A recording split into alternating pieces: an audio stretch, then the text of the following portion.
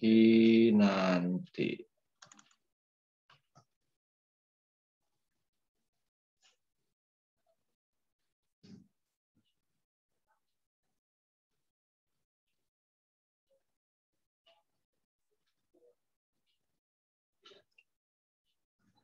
Oke, Kinanti bisa langsung dimulai nggak apa-apa. Ini waktunya kita ada 10. Ya, kira-kira sekitar 10 menit ya. Kurang lebih 5 sampai 10 menit untuk masing-masing kita presentasi. Silakan siapa? Kinanti bisa dimulai sambil saya buka file untuk kemudian Baik, kita Pak. di share screen. Teman-teman yang lain silakan disimak apa yang disampaikan oleh Kinanti ya, dilihat nanti perbedaannya apa gitu dari yang sudah disampaikan, kira-kira sudah mencakup belum pemetaan konflik yang dimaksud gitu. Silakan Kinanti. Baik, Assalamualaikum warahmatullahi wabarakatuh. Selamat sore teman-teman dan Pak Simon. Waalaikumsalam warahmatullahi wabarakatuh. Waalaikumsalam. Izin menyampaikan, di sini saya mengambil konflik pengoplos gas LPG di Kota Semarang. Sebenarnya saya ini masih bingung mau ambil konflik apa. Di Semarang tuh konflik tidak terlalu banyak begitu, Pak. Terus saya coba menggali-gali lagi. Saya ingat kemudian di tempat tinggal saya sempat terjadi konflik ini. Konflik ini terjadi di kelurahan tempat tinggal saya, yaitu Kelurahan Sambiroto, Kecamatan Tembalang, Kota Semarang. Konflik dilakukan secara individu oleh pedagang gas LPG yang berinisial S. Ia mencurangi pembeli dengan cara mengoplos gas LPG yang dijualnya. Pelaku memiliki ide tersebut setelah melihat tayangan berita di televisi. Kemudian ia belajar secara otodidak untuk mempraktekkan hal tersebut. Ia memindahkan tabung gas yang ukurannya 3 kg ke dalam tabung gas 12 kg. Dari kegiatan tersebut, pelaku bisa mendapatkan untung mencapai 700.000 hingga 1 juta per harinya. Setelah dilakukan investigasi oleh polisi, pelaku mengakui bahwa hal tersebut ia lakukan sejak adanya pandemi COVID-19. Karena semenjak diterapkannya pandemi itu, ia mengaku mengalami penurunan pendapatan, begitu Pak. Kemudian untuk pemetaan konflik, ini di sini saya yang pertama menyebutkan faktor penyebab terjadinya konflik. Yang pertama ada perubahan sosial. Pada perubahan sosial, konflik ini terjadi karena dampak perubahan sosial, yakni dari adanya pandemi COVID-19 yang memberikan pengaruh kuat terhadap perekonomian masyarakat. Adanya pandemi ini tentu menuntut masyarakat untuk harus bisa melakukan hal agar ia dapat bertahan hidup di situasi tersebut, terutama untuk memenuhi kebutuhan ekonomi. Faktor penyebab yang kedua yaitu struktur mobilisasi. Dalam konflik tersebut, tersangka memanfaatkan masyarakat sekitar tempat tinggalnya sebagai sasaran, karena hampir semua konsumen dari es merupakan masyarakat sekitar di Kelurahan Sambiroto. Lalu faktor yang ketiga yaitu kesempatan dan ancaman. Adanya pandemi COVID-19 ini mendesak pelaku untuk melakukan kegiatan pengoplosan gas LPG. Karena situasi ini, tersangka mengambil kesempatan dengan cara mencurangi gas yang kemudian dijual dan dioplos, sedangkan yang terkena ancaman dari perilaku tersebut masyarakat sekitar dan konsumen yang membeli gas LPG di tempat pelaku. Kemudian faktor yang keempat yaitu faktor pemaknaan sosial. Pada kasus ini, pelaku menaikkan harga gas yang telah dioplos dengan dalih dampak pandemi COVID. Masyarakat sekitar mengetahui hal tersebut, sehingga memaknainya sebagai sesuatu yang buruk dan negatif. Bahkan keluarga dari pelaku itu tidak tahu kalau S melakukan kecurangan dengan cara mengoplos gas. Namun keluarga tetap mendapatkan dampak pandangan buruk dari masyarakat sekitar, gitu Pak. Lalu faktor yang terakhir yaitu sejarah penggunaan konflik. Untuk konflik pengoplosan gas di kelurahan ini sebelumnya belum pernah terjadi. Namun untuk kasus di Kota Semarang sendiri, saya mencari di berita itu sudah pernah terjadi 1 kali, kalau tidak salah di tahun 2017 apa ya Pak. Terus, namun untuk kasus penipuan, perilaku curang begitu di Kelurahan Sambiroto tentu sudah banyak kasus yang serupa. Kemudian sejarah konflik. Ya, pertama, kronologi atau urutan waktu kejadian konflik. Yang pertama yaitu saat diterapkan PSBB pada Maret 2020, lalu di bulan April 2020, warga sekitar mulai curiga, Pak. Jadi di rumah tersangka tuh sering tercium aroma gas bocor seperti itu, Pak. Namun pada Juni 2020, pernah terdengar suara ledakan seperti petasan. Namun dari rumah tersebut juga tidak terlihat apa-apa, tidak terjadi apa-apa, tidak ada suara, cuma hanya suara petasan itu aja. Kemudian selang beberapa hari, si tersangka itu keluar ke masyarakat, cuman kakinya kondisinya ada luka bakar. Saat ditanyai oleh masyarakat sekitar, beliau mengaku bahwa kakinya itu terkena minyak saat menggoreng. Namun masyarakat sudah mulai curiga. Nah, tanggal 10 Agustus 2020, polisi menggerebek rumah tersangka, tepat saat tersangka melakukan kejahatan. Dan pada tanggal 12 Agustus 2020, diadakan gelar perkara di Mapolrestabes Semarang. Kemudian penjelasan konflik. Yang pertama apa sih yang jadi di konfliknya? Konfliknya yaitu adanya kecurangan pengoplosan LPG bersubsidi. Kapan?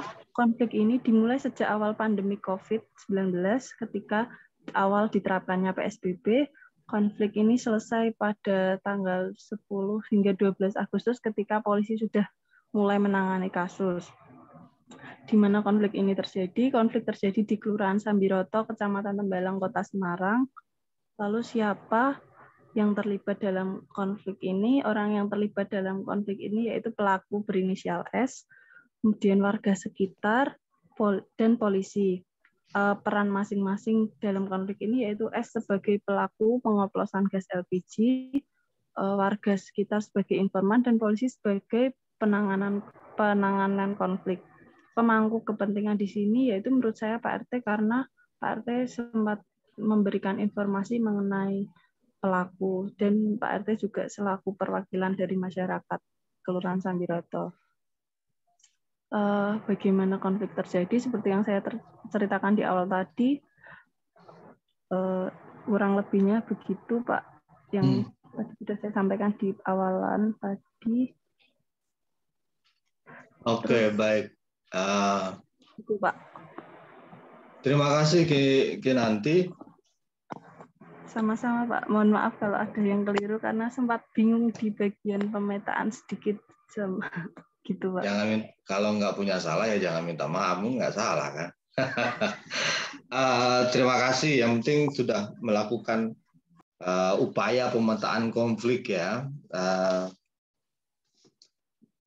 Silakan teman-teman yang lain kalau ada pertanyaan gitu ya. Ini kita saling diskusi gitu, saling mengisi apa yang sudah disampaikan oleh teman-teman yang lain. Kalau ada yang kurang silakan ditambahkan. Kalau ada yang kelebihan ya silakan dikurangi dari apa yang sudah disampaikan. Kemarin Elsa sudah, sekarang Kinanti. Saya ada beberapa pertanyaan, mungkin disimpan dulu Kinanti, nanti bisa dijawab gitu ya. Pertanyaan pertama, tipikal konfliknya apa kira-kira ini menurut Kinanti? Apakah konflik struktural, horizontal, atau apa begitu ya? Itu yang pertama. Terus manifestasi konfliknya apa? Bentuknya apa? Manifestasi konfliknya. Apakah sudah terjadi bentrok fisik antar masyarakat di Kelurahan Sambiroto? Atau ada warga yang gerebek rumah tersangka S, gitu ya? Apakah apakah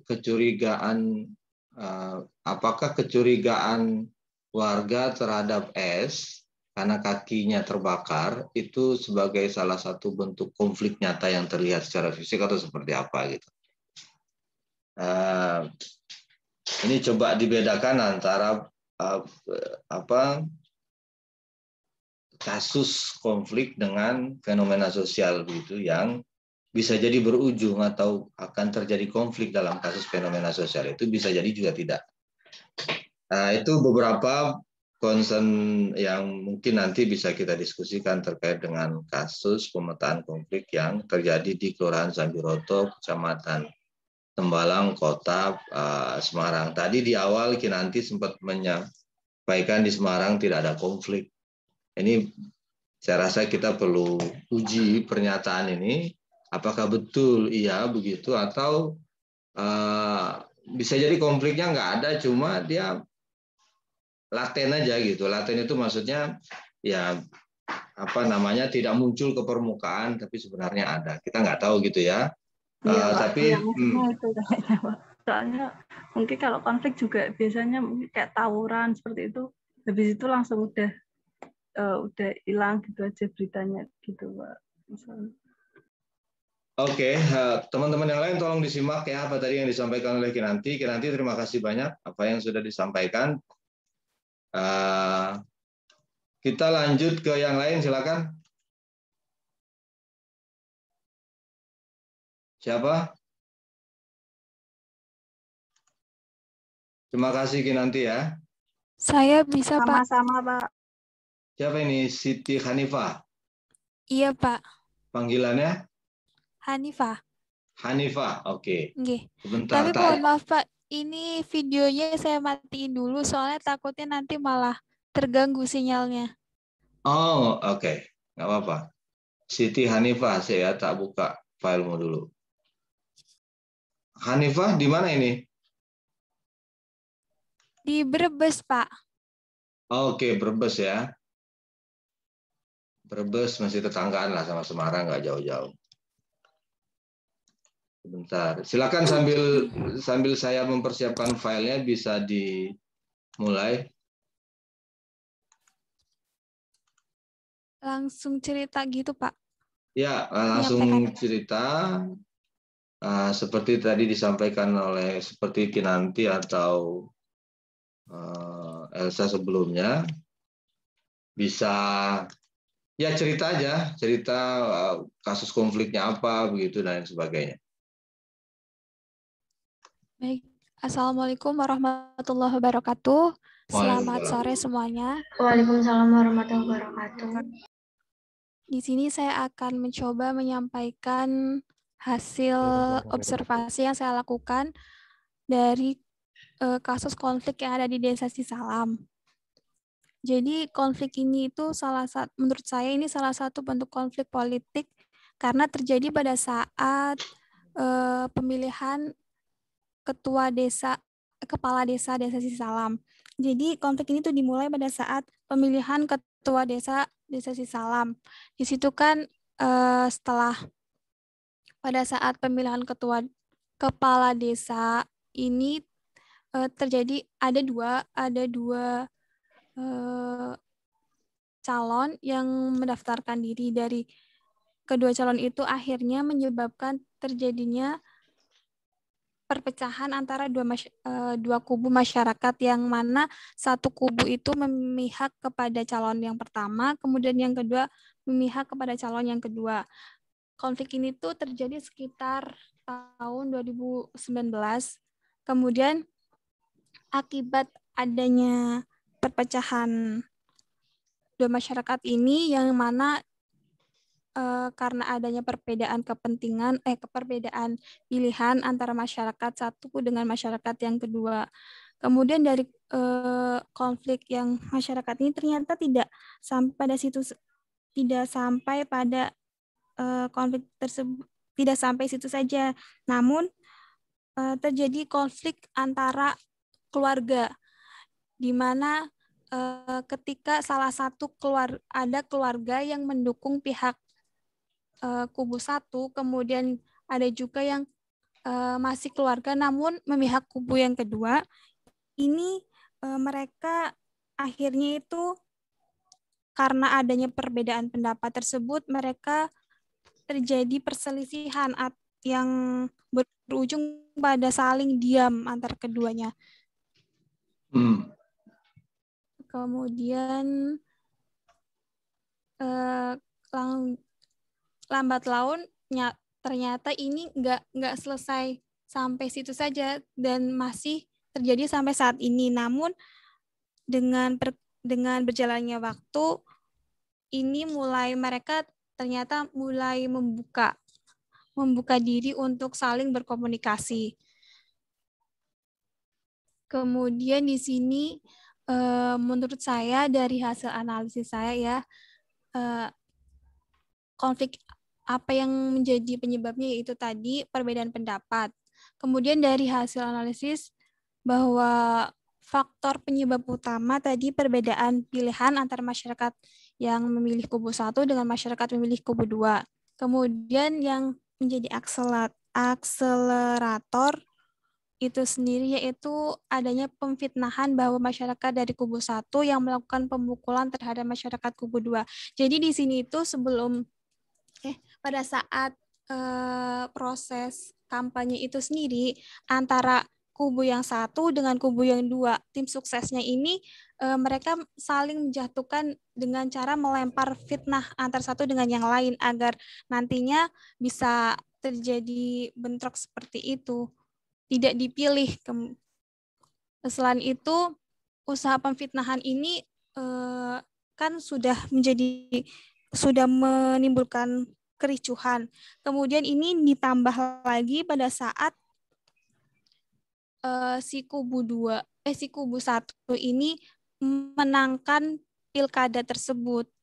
Jadi dari hasil analisis tersebut menurut saya triggernya itu ya kemenangan kubu 1 itu yang mana akhirnya itu menimbulkan perselisihan seperti itu, Pak.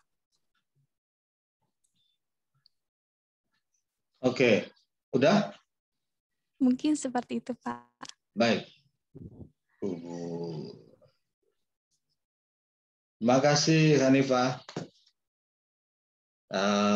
Terima kasih atas penjelasannya dan penjelasan dan uraian terkait dengan konflik politik ya. Jadi tipikal konfliknya ini adalah konflik politik yang terjadi di Desa Sisalam. Desa Sisalam ini di mana ya? Di Kecamatan Wanasari, Kabupaten Brebes, Pak. Desamu? Iya. Oh, oke. Berarti yang dekat dengan tempat masing-masing ini. Tadi siapa namanya? Kinanti juga di kampung dia di Sambiroto dan sekarang di Desa Hanifah di Desa Sisalam.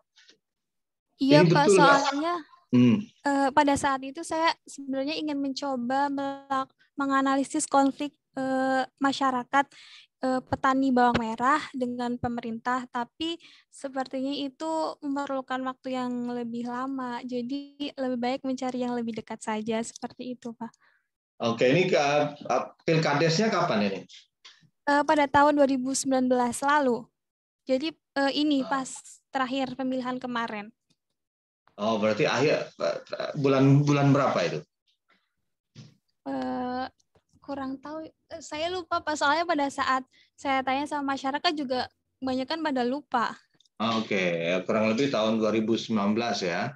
Iya. Dan dari saat itu sampai sekarang sudah mulai akur belum kelompok pihak 1 dan pihak 2? Yang menangkan pihak 1 ini. Iya.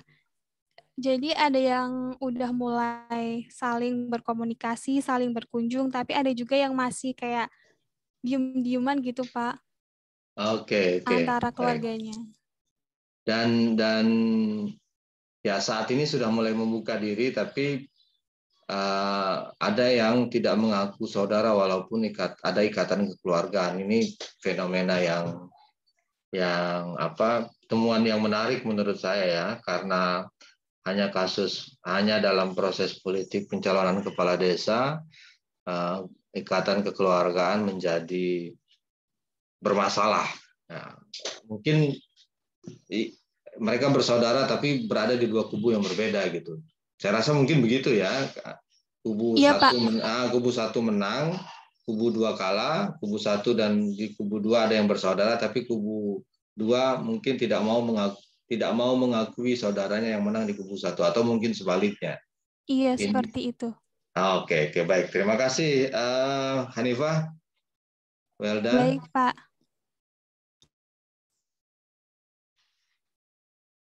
Oh, ada Pak Dadung. Silakan Pak Dadung.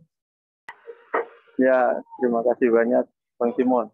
Ya, Hanifah, sorry. Tadi itu konfliknya sudah manifest belum ya? Sudah Sudah mencuat atau belum? Ya. Atau masih laten ya? Atau hanya ini aja? Sudah, Pak. Jadi pada saat itu sempat terjadi bentrok juga karena adanya pemfitnahan itu, yang mana jadi dari pendukung 1 dengan pendukung 2 itu tidak terima, seperti itu. Kemudian dari keluarganya juga seperti dari pendukung yang ada yang keluarga yang mendukung kubu 1, kemudian ada juga keluarga yang mendukung 2 itu juga mereka saling tidak akur, saling menjauh seperti itu. Kalaupun bertemu juga saling diem, malah buang muka. Tapi sempat bentrok fisik nggak? Secara fisik sempat nggak? Sempat hampir terjadi, tapi langsung dilerai sama masyarakat setempat sih. Oke, ya mudah-mudahan kepala desa itu kan 4 tahun kalau nggak salah ya. 2019, 2023-nya kubu 2 yang menang. Jadi biar kubu 2 juga merasakan menang, kubu 1 merasakan kalah gitu kan. Mungkin salah satu bentuk resolusinya, tapi persoalan politik kan persoalan kompetisi jadinya. Ada lagi Pak Dadung? Ya, artinya tahapan eskalasinya kan masih dalam kekerasan terbatas ya. Jadi baru ini. Nah, tadi terkait dengan akselerator dan triggernya. Tadi disampaikan oleh Hanifah bahwa akseleratornya kalau tidak salah ada pemukulan ya. Ya, pemukulan ya. Ini Pak, adanya pemfitnahan bahwa dari kubu 1 ini ada yang memukul masyarakat yang mendukung dari kubu 2. Jadi bukan terjadi pemukulan secara pasti, tetapi hanya sekedar fitnah-fitnah gitu, penyebaran fitnah saja. Oke. Saya kira tadi pemukulan. Jadi memang karena ada penyebaran fitnah tadi, jadi kemudian isunya jadi semakin membesar gitu ya. Iya. Cepat. Ini. Oke, noted ya. Oke. Terima kasih. Baik, terima kasih Bang Dadung. Kita lanjut ke yang lain, silakan. Siapa? Saya, Pak. Kurniawati Teja Ningrum. Panggilannya siapa? Ningrum? Nia, Pak. Oh, Nia. Iya. Oh, ambil. Oke, Nia, sebentar. Kurniawati Teja Ningrum. Tak dulu saya. Ya, sambil saya buka file, silakan. Nia. Nia ini di mana ini posisinya? Di Sumowono, Pak. Di rumah. Oh, Sumowono tuh. Iya. Ini mungkin azan ditunggu atau dilanjut saja, Pak? Nah, lanjut saja. Azan tetap kita jawab dalam hati. Iya. Nggak apa ya? Iya, Pak. Ini namanya beribadah dalam keramaian. Hening dalam keramaian. Silakan Nia, saya sambil mau share screen. Sebentar. Silakan dimulai. Iya, terima kasih, sebentar. Pak. Sumowononya di mana? Ngadikerso, Pak. Sumowono itu kota Semarang ya, apa kabupaten?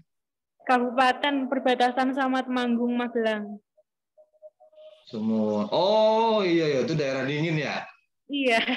Iya, saya pernah beli jahe di situ dulu.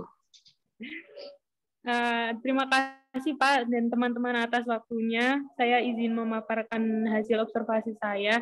Nah, konflik yang saya angkat ini adalah konflik perkelahian di tahun 2014. Kronologinya itu, aktornya dulu. Aktornya itu antara dua pemuda SMA, yaitu Gumilar dan Wawan. Nah, awal mula terjadinya konflik itu saat Gumilar dan teman-temannya duduk di pinggir jalan seperti nongkrong begitu. Nah, Wawan ini mengendarai sepeda motor, membonceng temannya melewati kerumunan Gumilar dan teman-temannya tersebut. Kemudian setelah itu Gumilar kebetulan saat itu saat Wawan lewat di depannya menatapnya begitu. Nah, Wawan menyadari saat Gumilar dan teman-temannya itu menatapnya, jadi ada rasa seperti tersinggung begitu, Pak. Nah, kemudian Wawan itu berhenti, kemudian disamperi oleh Gumilar. Nah, kemudian di situ ada sedikit cekcok begitu, karena kesalahpahaman. Si Wawan ini merasa tersinggung karena Gumilar ini melihat dia saat melewatinya, tapi Gumilar ini merasa bahwa itu tuh saya menatap kamu gara-gara ya karena kamu memang orang lewat begitu. Tapi adu mulut itu terus terjadi, kemudian berakhir dengan adanya perkelahian. Tapi perkelahiannya ini Wawan tidak ikut memukul, hanya Gumilarnya saja. Itu pemukulannya sebanyak 3 kali, yang 2 terkena orangnya, tapi yang 1 pukulan itu terkena sepeda motor yang dikendarai oleh Wawan. Nah, kemudian konflik itu telah diselesaikan melalui cara mediasi oleh Ketua RT di Desa Ngadikerso. Kebetulan Wawan itu bukan warga Desa Ngadikerso, tapi warga Desa Kebon Agung, sedangkan Gumilarnya itu warga Desa Ngadikerso. Nah, setelah konflik diselesaikan, ternyata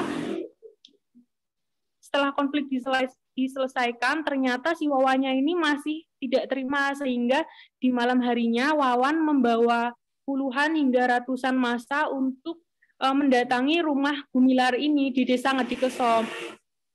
Nah, tapi setelah menunggu 2 sampai 3 jaman, massa itu pulang dengan dijemput oleh lurah dari desa Kebon Agung itu. Nah, Gumilar yang menjadi sasaran dari orang yang massa yang mendatangi itu dilarikan oleh orang tuanya ke rumah tetangganya agar tidak menjadi sasaran amukan warga. Nah, setelah pulang itu Wawan ternyata melakukan memvisuman atau memvisum luka yang terkena pukulan itu, kemudian Gumilar dikenai denda sebesar 7.500.000. Nah, dari situ konflik yang awalnya merupakan konflik pribadi kemudian berkembang menjadi konflik sosial. Nah, konflik sosialnya ini diperlihatkan dari adanya rasa sinis masyarakat Desa Ngadikerso kepada masyarakat Desa Kebon Agung, begitupun sebaliknya. Tapi seiring berjalannya waktu, konflik itu lama-lama rasa sinis itu kemudian sudah memudar, tetapi yang menjadi pelaku utama konflik yaitu Gumilar dan Wawan itu sampai sekarang, sampai tahun 2021 ini belum berbaikan begitu, Pak. Jadi masih ada rasa sinis antara keduanya. Sekian, terima kasih. Baik, terima kasih nih ya. Konflik 2 orang pemuda yang dipicu kesalahpahaman, dan ini berakibat melebar sampai menjadi konflik ke permukaan antar 2 desa, kira-kira gitu ya. Nia dari salah satu desa? Iya, saya dari Desa Ngadikerso-nya itu. Posisi Nia bagaimana? Pro Wawan apa pro? Iya, Pak. Posisimu gimana? Pro Wawan apa pro Gumilar? Pro Gumilar, Pak, karena Gumilar itu kakak saya sendiri. Oh, I see. Iya. Oke, tapi terima kasih. Tapi dalam konteks ini kita harus objektif melihat persoalannya ya, antara Gumilar dan Wawan. Nah, saya ada pertanyaan di situ. Jadi menurutmu dengan kisah yang ada, yang jadi trigger konfliknya apa? Awalnya itu kesalahpahaman itu, Pak. Oke. ya kesalahpahaman, terus trigger konfliknya kesalahpahaman, yang jadi akseleratornya apa? Apa menurutmu yang menjadi akselerasi, yang mengakselerasi kasus itu menjadi naik ke permukaan jadi konflik fisik apa?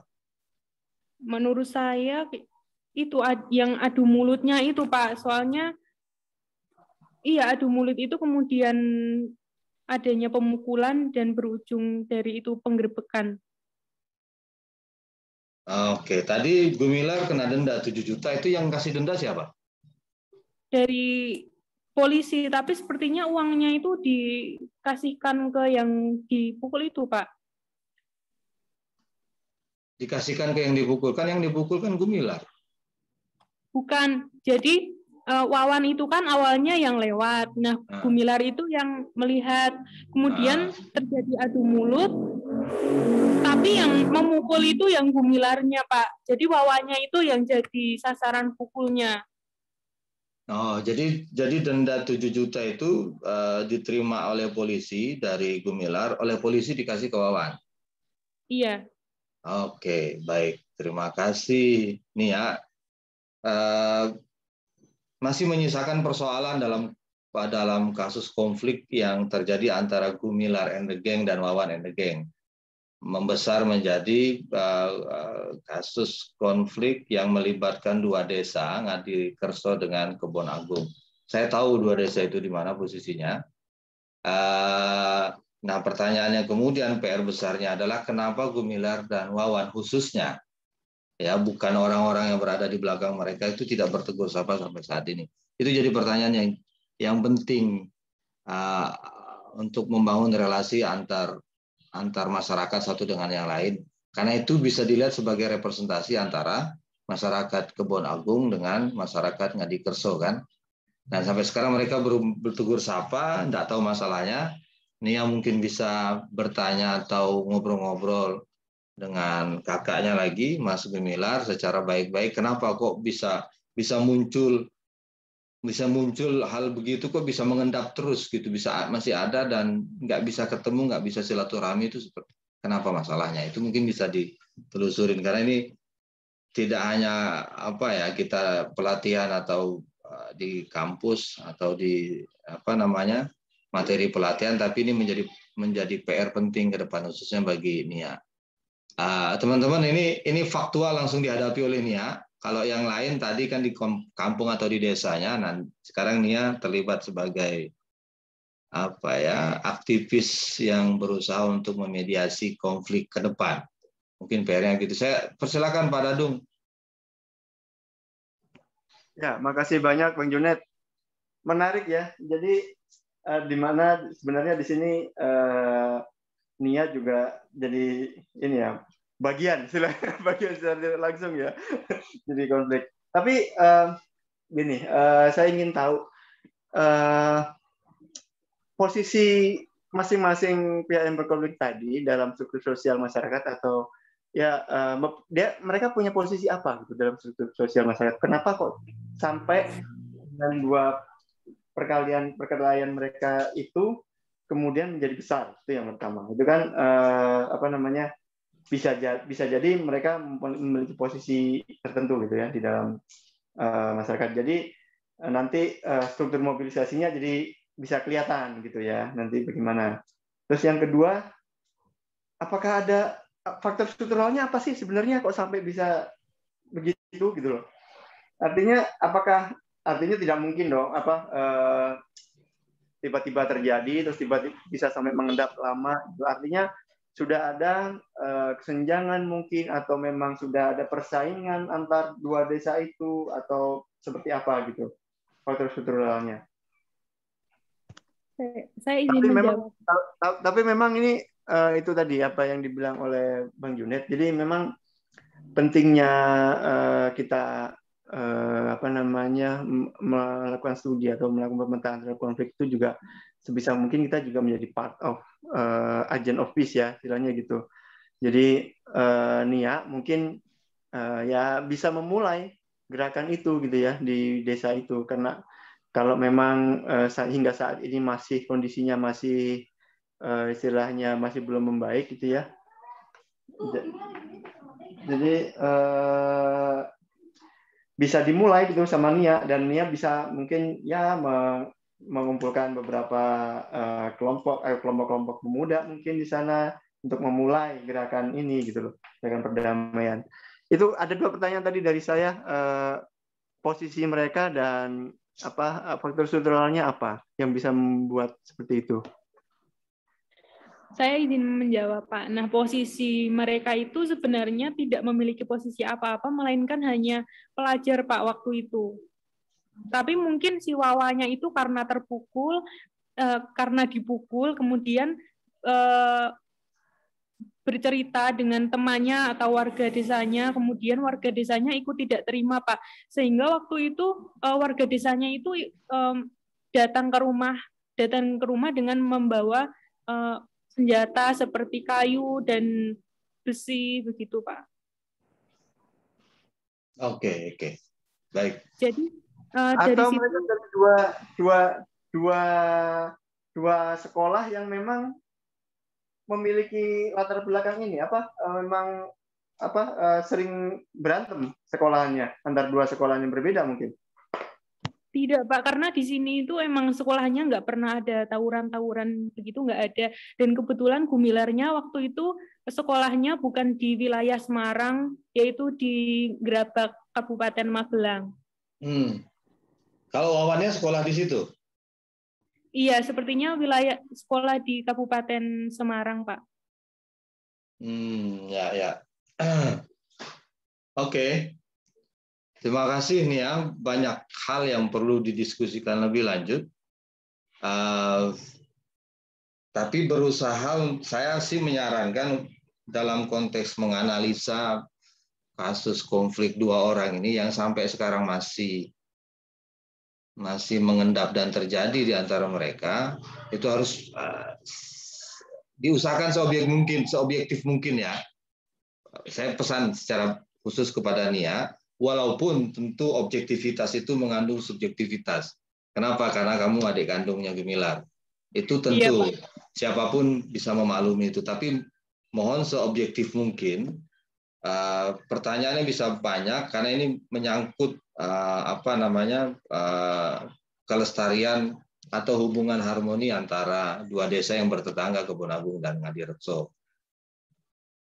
Mungkin Gumilar nggak terima kenapa dia didenda 7 juta. Sementara dia ya kalau saya juga merasa kalau duduk di pinggir jalan ya lihat-lihat orang itu kan biasa ya. Lihat-lihat orang lewat. Tapi kok kalau bahasa anak sekarang, kenapa kok Wawan bisa baper? Gitu ya, bisa bawa perasaan.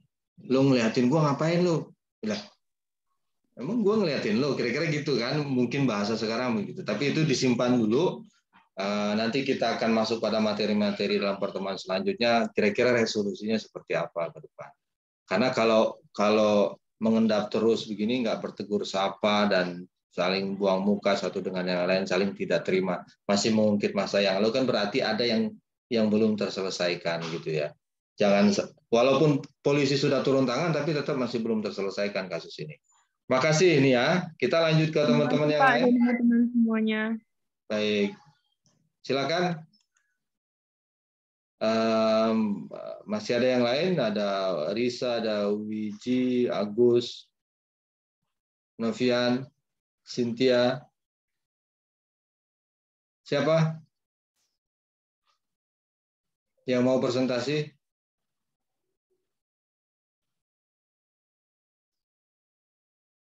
Wiji. Saya, Pak. Nah, betul. Silakan. Langsung ya. Mohon maaf, Pak. Mohon maaf tidak menyalakan kamera karena sinyalnya tidak stabil, Pak. Oke, silakan. Wiji di mana posisi? Saya mulai nih, Pak. Purwokerto ya? Saya di Purwokerto, Pak. Baik, silakan. Untuk konflik yang saya angkat itu mengenai polemik Rumah Sakit Islam Purwokerto dengan yayasannya, Pak, di dalamnya. Jadi konflik ini kronologinya awalnya itu Rumah Sakit Islam Purwokerto didirikan sejak tahun 1983 oleh sebuah yayasan yang disebut YARSI atau Yayasan Rumah Sakit Islam Purwokerto. Nah, yayasan ini bertugas mengurusi hal-hal yang berkaitan dalam pendirian rumah sakit, misalnya pencarian lahan tanah yang dijadikan bangunan, kemudian pendanaan hingga perizinan. Nah, usaha ini telah mendapatkan sertifikasi, yaitu akreditasi rumah sakit. Nah, pada mohon maaf Pak, yang di sini di dokumen ini 2017, yang benar itu 2016 Pak.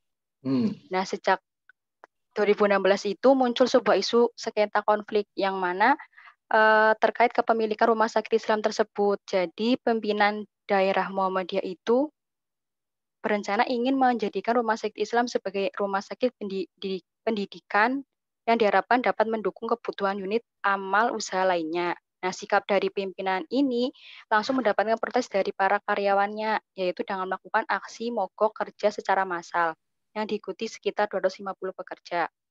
Kemudian para pekerja ini menuntut agar manajemen rumah sakit dikembalikan kepada yayasan, bukan kepada golongan tertentu, yaitu golongan ini yaitu Muhammadiyah. Kemudian konflik berlanjut ketika ada pergantian dari jajaran manajemen rumah sakit secara sepihak, seperti itu. Kemudian muncul juga beragam protes dari karyawan tersebut. Nah, dari sini analisis konfliknya itu yang pemetaan isu konfliknya itu yaitu pada aspek hubungan industrial dan politik.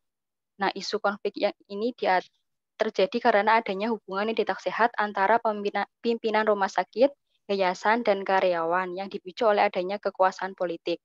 Nah, adanya keinginan dari golongan tertentu tersebut yang akan mengambil alih rumah sakit, namun para pekerja tidak menyetujui hal tersebut, sehingga terjadilah konflik. Nah, kemudian konflik ini semakin diperparah dengan pengubahan struktur manajemen rumah sakit Islam Purwokerto yang dilakukan secara sepihak. Nah, untuk kronologi konfliknya itu, yang pertama itu adanya keinginan pimpinan daerah Muhammadiyah untuk menjadikan rumah sakit Islam sebagai rumah sakit pendidikan. Kemudian berlanjut dengan adanya pengubahan jajaran manajemen rumah sakit secara sepihak, dilanjut dengan adanya aksi mogok kerja karyawan. Nah, untuk pemetaan para pihaknya itu, yang pertama ada scrutinizing aktornya, yaitu pimpinan daerah Muhammadiyah dan pimpinan YARSI dan direktur rumah sakit. Nah, fungsional aktornya itu media massa dan masyarakat. Kemudian vulnerable groupnya itu karyawan rumah sakit. Nah, untuk analisa sumber konfliknya ini merupakan sumber konflik faktor struktural, yaitu adanya tuntutan dari golongan tertentu untuk mengambil alih kekuasaan rumah sakit, yang mana rumah sakit ini akan dijadikan rumah sakit pendidikan. Kemudian akseleratornya itu pengubahan jajaran manajemen rumah sakit secara sepihak, dan triggernya itu aksi mogok kerja karyawan rumah sakit. Demikian, Pak. Baik, terima kasih. Wiji panggilannya ya?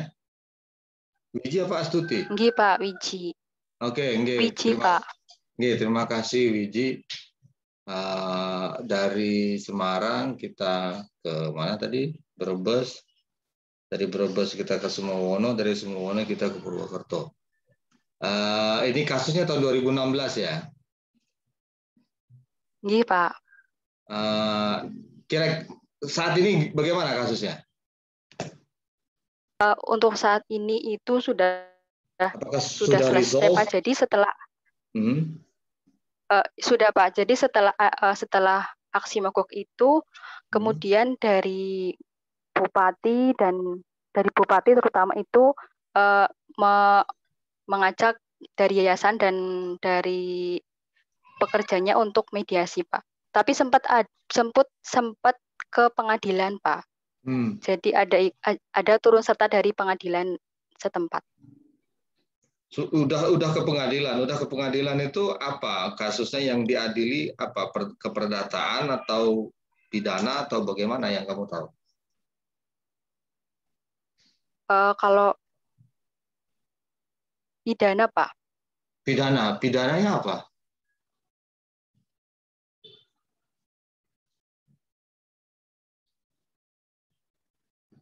Apa pidananya, unsur pidananya apa?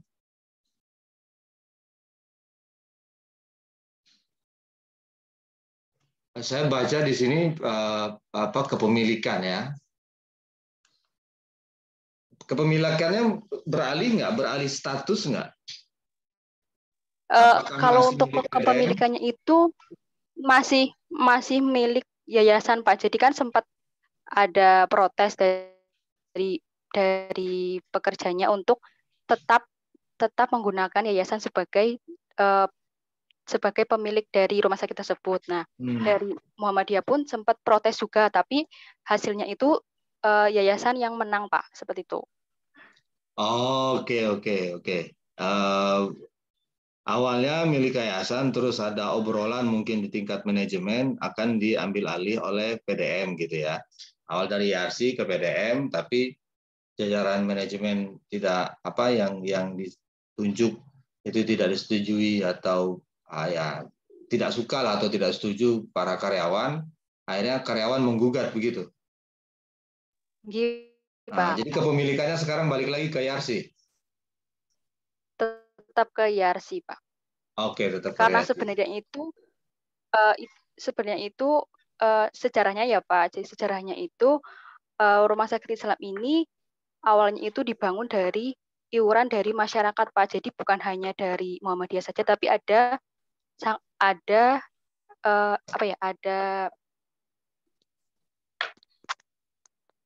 itu dari masyarakat, Pak. Ada apa ya?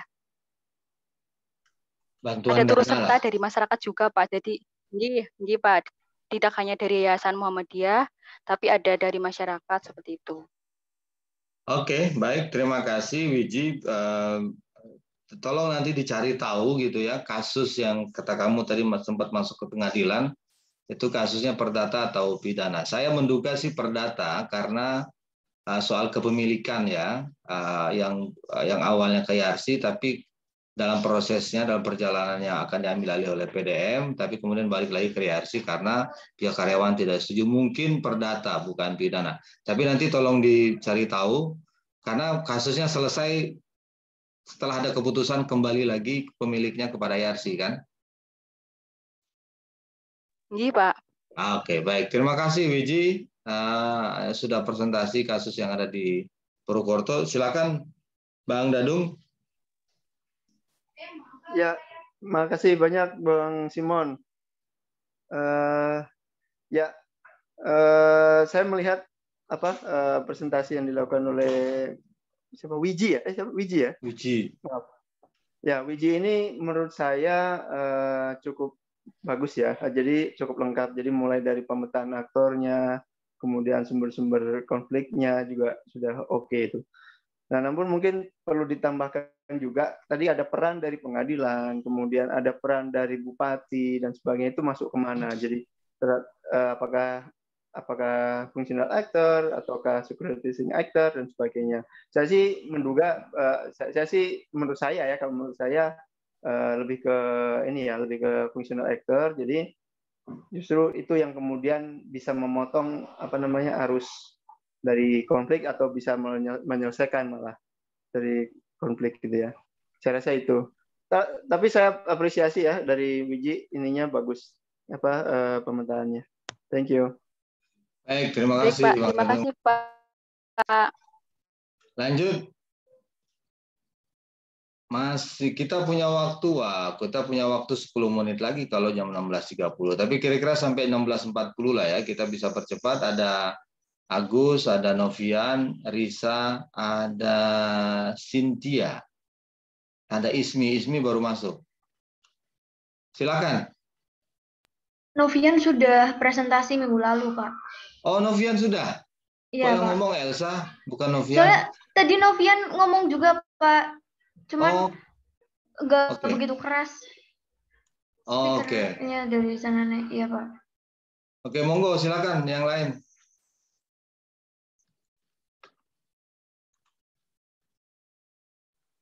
Saya, Pak. Cynthia, ya. Iya, Pak. Jadi, baik. Saya mau cerita terkait salah satu isu konflik yang pernah terjadi di desa tempat saya tinggal, yaitu di Desa Kertasari, Kecamatan Banjarharjo, Kabupaten Brebes. Jadi, konflik yang terjadi... Ya, sebentar Cynthia, jauh nggak dengan tadi siapa yang dari Brebes? Jauh Pak, sama Siti Hanifah Pak. jauh. Jauh ya? Pak, sekitar hampir 2 jam ya Sin? Iya. Oh, satu di timur, satu di barat? Iya betul Pak, saya lebih dekat ke perbatasan Jawa Barat. Oh, oke. Lanjut Sin. Cynthia, silakan. Ya, jadi konflik yang terjadi itu tawuran antar pemuda desa ya Pak, antara pemuda desa Kertasari dengan pemuda desa Cipajang.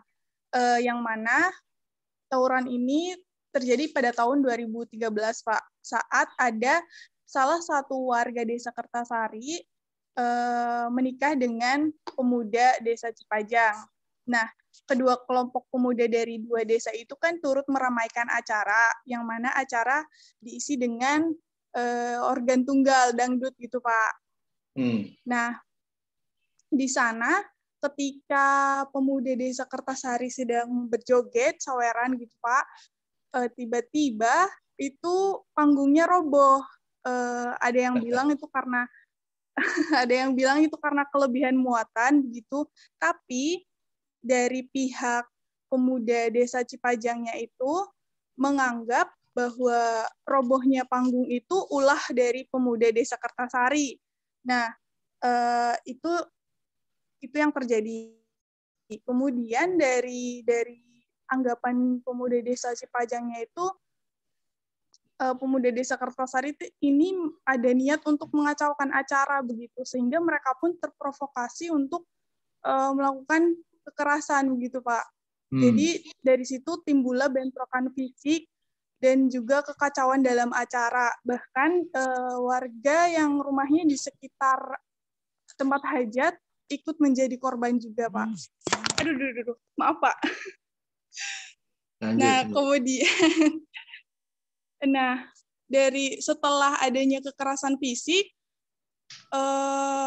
proses selanjutnya yang terjadi yaitu keesokan harinya dari warga desa Kertasari ini menutup akses satu-satunya bagi warga desa Cipajang untuk menuju kecamatan gitu Pak. Jadi jalannya diblok, dihadang begitu. Katanya sebagai balas dendam karena ada korban dari pemuda desa Kertasarinya. Nah, dari konflik tersebut akhirnya diselesaikan melalui jalur hukum, diselesaikan oleh kepolisian dan juga pemimpin dari kedua desa.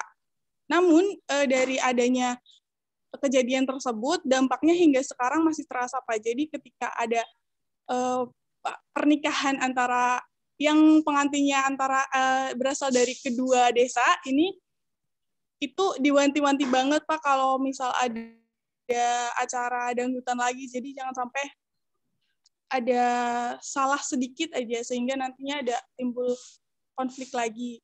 Hingga sekarang dan setelah ditelusuri, ditanya ke sesepuh gitu, ke orang tua di sini, memang dari dulu itu kedua desa tuh katanya nggak pernah akur gitu Pak, selalu berselisih. Jadi ada sejarahnya juga katanya dulu Pak, yang akhirnya juga sampai sekarang terbawa, dan mungkin di masa depan juga ketika ada pemicu lagi bisa terjadi konflik lagi gitu Pak. Oke, udah? Iya Pak, mungkin sudah. Oke, baik, terima kasih Cynthia. Cynthia dari Cipajang apa Kertasari? Kalau saya dari Kertasarinya. Oke, dari Kertasari. Kalau menurutmu, dugaan pemuda Cipajang itu bahwa yang berulah itu pemuda Kertasari, benar nggak? Menurut pemahamanmu usahakan secara objektif ya? Iya. Kalau menurut saya itu tidak bisa dibenarkan juga ya Pak, karena yang namanya pemuda, apalagi pas di dangdutan gitu kan, mungkin benar ada yang membuat onar, tapi kan kadang pemuda tuh mungkin sambil berjoget tuh mabuk gitu ya Pak, karena rata-rata begitu Pak biasanya. Jadi bisa benar bisa salah Pak sih kalau menurut saya. Oke. Nah, proses mediasi yang dilakukan oleh para tetua desa terhadap 2 desa ini bagaimana? Tokoh masyarakat di sana terkait dengan kasus itu ya. Maksud saya terlepas dari bahwa 2 desa ini secara historis dulu berseteru sampai sekarang, terlepas dari itu, ada nggak upaya mediasi yang dilakukan? Sehasil wawancara saya dengan salah satu pemuda sih katanya pemuda-pemuda yang diduga sebagai provokator itu dipanggil ke kantor kepolisian, didampingi dengan tetua-tetua di masing-masing desa, dan kemudian diminta untuk mengganti rugi aja begitu sih Pak. Oke, jadi akseleratornya ini apa ini kalau gitu?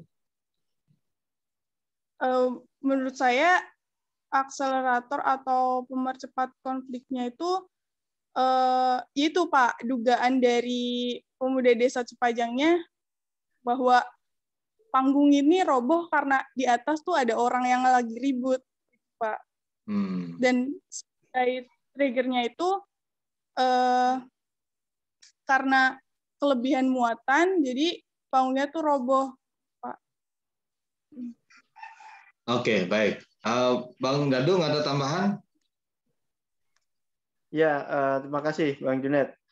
Jadi ini teman-teman dalam melakukan pemetaan konflik, hendaknya kita memang harus clear ya untuk memetakannya. Jadi mana struktural faktornya, mana akseleratornya dan triggernya gitu ya. Nah, Wiji tadi memberikan contoh kita yang cukup bagus ya dari pemetaannya. Jadi saya rasa dan dari pemetaan Wiji tadi clear gitu ya, mana yang jadi struktural faktornya, mana yang jadi akseleratornya, dan mana yang jadi triggernya. Nah, saya harapkan dari Cynthia benar ya, maaf saya sering lupa. Iya Pak, betul. Dari Cynthia juga bisa melakukan seperti itu. Jadi tidak harus panjang kali lebar kali tinggi gitu ya, terlalu banyak, tapi saya rasa harusnya clear gitu ya. Kalau perlu setelah penjelasan panjang lebar itu dibikinkan sebuah tabel atau diagram atau apa gitu, clear mana yang menjadi struktur faktornya, apa yang jadi struktur faktornya, apa akseleratornya, dan kemudian apa yang menjadi triggernya.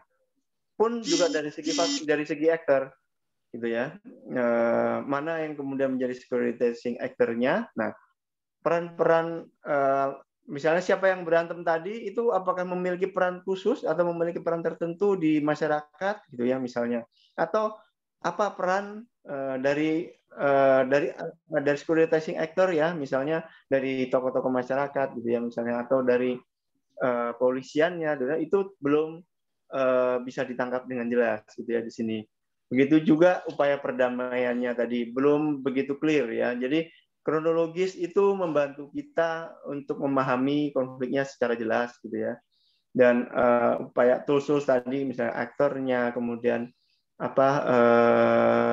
sumber konfliknya apa, itu dipakai untuk mempermudah kita memahami terkait dengan konflik tadi. Makanya banyak yang kemudian kita konfirmasi karena memang tadi belum clear benar ya, kronologisnya, kemudian sumber konfliknya seperti apa. Itu saya harap ini bisa diperbaiki gitu ya, teman-teman, biar lebih clear gitu. Kalau perlu dibikinkan diagram agar lebih mudah gitu. Itu aja komentar saya. Dan satu lagi di atas itu judul, itu ada judul konfliknya ya, misalnya konflik apa ya, konflik pemuda desa mana dan desa mana gitu ya. Gitu. Jadi judulnya clear, dari judul clear, kemudian isinya clear, baru mudah kita memahaminya. Itu sih Bang Junet. Makasih banyak. Terima kasih Bang Dadung. Tapi Cynthia jangan kecil hati ya. Tapi saya apresiasi teman-teman sudah mencoba melakukan pemetaan konflik dengan baik gitu ya. Cuman perlu ada improvement sedikit lah, kira-kira begitu. Makasih Bang Julian. Oke, Pak. Terima kasih Baik. Pak masukannya. Cynthia dicatat ya. Iya, Pak. Iya, sudah Oke. saya catat. Baik, terima kasih Bang Dadung, Cynthia, keren. Lanjut ke yang belum, ada Ismi, ada Risa, ada, oh ya, tinggal Anda berdua, silakan. Ada Agus. Saya mungkin Pak. Siapa duluan? Agus? Iya, boleh. Oh ya, monggo. Baik Pak, mohon maaf sebelumnya karena saya harus off cam karena jaringan di daerah saya agak terganggu saat ini. Oke, jadi begini Pak, untuk posisi di mana, untuk Gus? konfliknya sendiri saya di kampung Mbak, di Wonosobo. Oke, Gayan C ya, di Kecamatan Kertak, Wonosobo. Ya, monggo. Silakan. Iya. Bisa dipercepat. Iya Pak. Iya Pak. Untuk konfliknya itu sendiri sebenarnya berfokus pada penambangan ilegal yang terjadi kurang lebih selama 20 tahun. Nah, konflik ini pada awalnya itu sebenarnya di penambangan tersebut sebenarnya awalnya menggunakan cara tradisional yang tidak menggunakan alat-alat berat, tapi 10 tahun belakangan penambangan ini akhirnya menggunakan alat-alat berat yang akhirnya menimbulkan beberapa dampak lingkungan kepada daerah sekitarnya, Pak. Salah satu dampaknya itu berkurangnya debit air di desa Sontonaya, dan ada pula akses jalan yang digunakan para petani desa yang akhirnya hancur, rusak akibat dari mobil atau alat-alat berat yang jalan di jalan tersebut, Pak. Karena jalannya itu sama antara yang digunakan petani dan juga yang digunakan penambangan. Nah, di sini menurut Ketua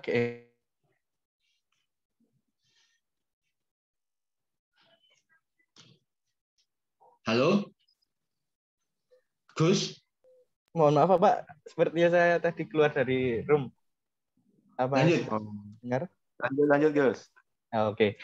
Di sini menurut Ketua, saya ini melansir dari magelang.com kalau tidak salah. Menurut Ketua GMPK Wonosobo, Idham Khalid, yang dilansir dari kanal berita Sultan Wonosobo, penambangan yang dilakukan selama kurang lebih 20 tahun tersebut tidak pernah sekalipun disinggung oleh pemerintah karena tidak adanya perda yang mengatur. Jadi antara pemerintah daerah dan juga pemerintah yang ada di sana itu saling lempar tanggung jawab begitu, Pak. Dan di sini ada pemetaan isu, yaitu terjadi wilayah kecamatan ini didasarkan pada penambangan sumber daya alam ilegal yang dilakukan oleh pihak yang tidak bertanggung jawab, sehingga warga sekitar penambangan mengalami dampak bagi lingkungan serta akses jalan bagi para petani. Kemudian pemetaan para pihaknya untuk security aktornya dalam konflik ini, pihak yang memiliki kemampuan untuk memainkan isu adalah para pemilik penambangan yang mana memiliki kehendak serta kemampuan untuk mengelola penambangan yang terjadi di wilayah penambangan. Kemudian fungsional aktornya yaitu media yang mana karena peran para media di sini muncullah ke permukaan fakta-fakta terkait penambangan tersebut, mulai dari dampaknya dan juga prosesnya yang ada di sana begitu, Pak.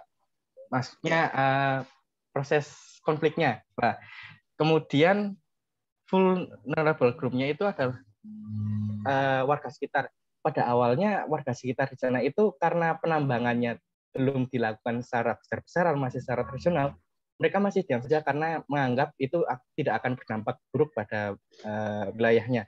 Namun semakin ke sini penambangan yang dilakukan malah semakin besar-besaran sehingga menimbulkan banyak dampak bagi warga sekitar. Kemudian faktor strukturalnya yaitu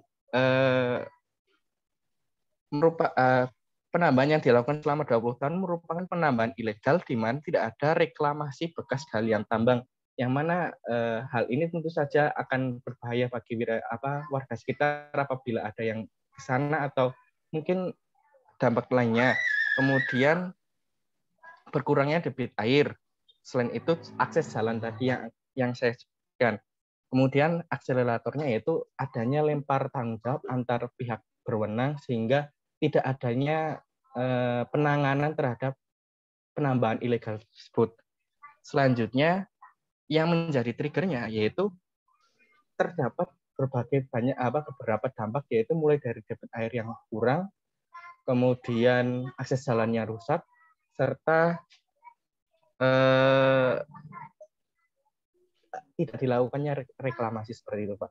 Untuk konflik yang terjadi itu warga desa bahkan sudah menutup akses jalan yang digunakan oleh para penambang, namun oleh penambang tersebut dihancurkan secara sepihak gitu, Pak. Jadi ya sudah melakukan beberapa cara, namun tetap saja penambangan terus dilakukan seperti itu. Itu, Pak. Baik, sudah selesai?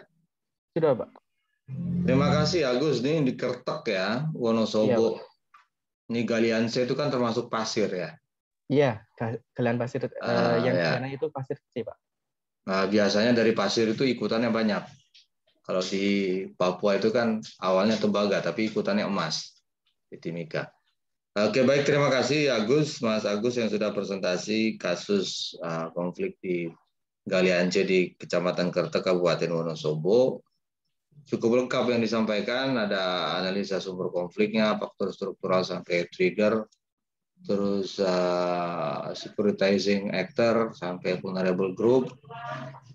I have no more comment, tapi saya hanya menyarankan pernyataan ini kalau bisa diverifikasi, Mas Agus ya, dari mana? Kalaupun itu kanal berita, nah, kanal beritanya apa? Mungkin bisa ditaruh di footnote gitu ya.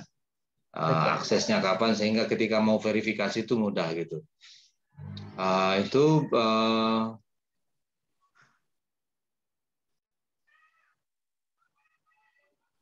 Nah, terkait dengan, walaupun materi ini belum ada sebenarnya, terkait dengan resolusi, ini kan ada masalah. Satu sisi penambang itu butuh terhadap galian C itu terhadap materialnya, karena itu menjadi keuntungan ekonomi dan lain sebagainya.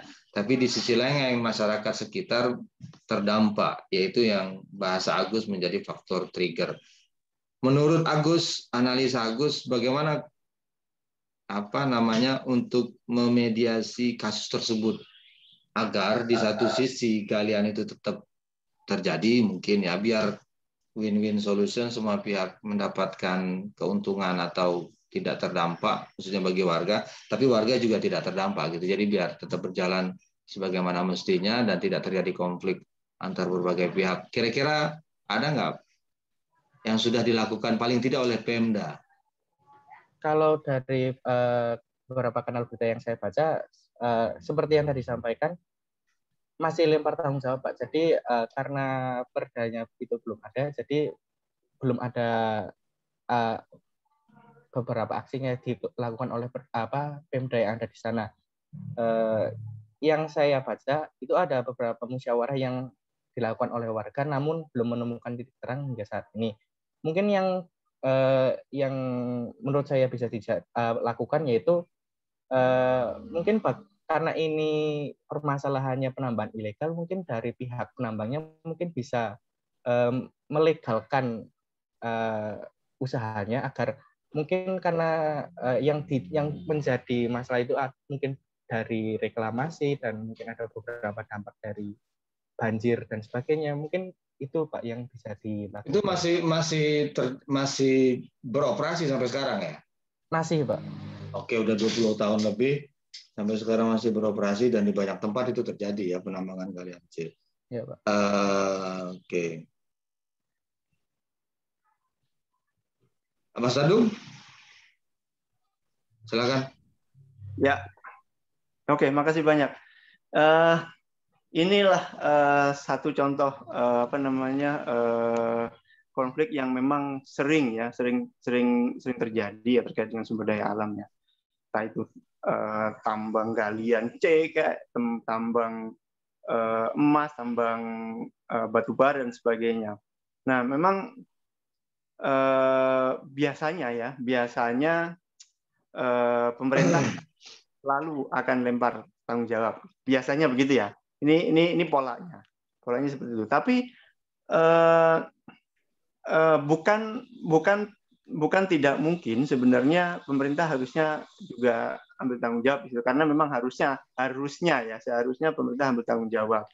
Nah, ini juga terkait juga dengan structural factor juga ya yang disampaikan tadi, bahwa kalau memang diidentifikasi selama ini struktural faktornya itu hanya